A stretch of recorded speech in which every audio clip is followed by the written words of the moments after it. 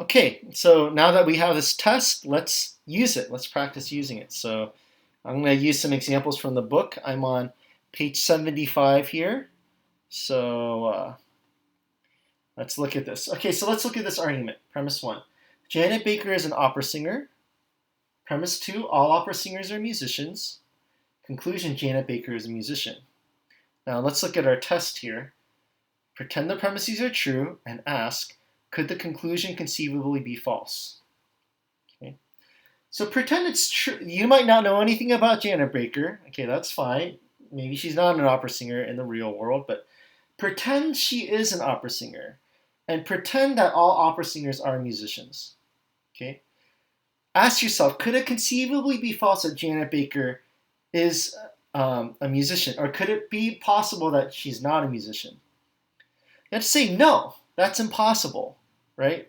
So since we answer no, it's valid. Okay. It follows she has to be a musician, and that's using this test. Okay, so that's an example of validity.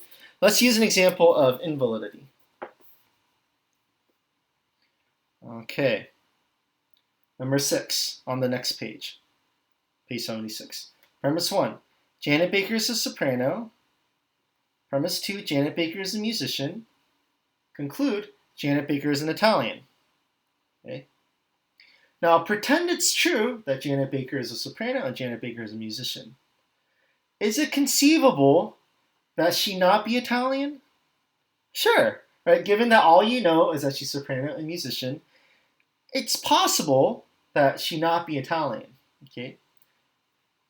Then we said, could the conclusion conceivably be false? Yes, so invalid. So that's some examples of practice. You should kind of work your way through thinking those examples. This was also your homework exercises, and we'll go over those in the Zoom session. So see you then.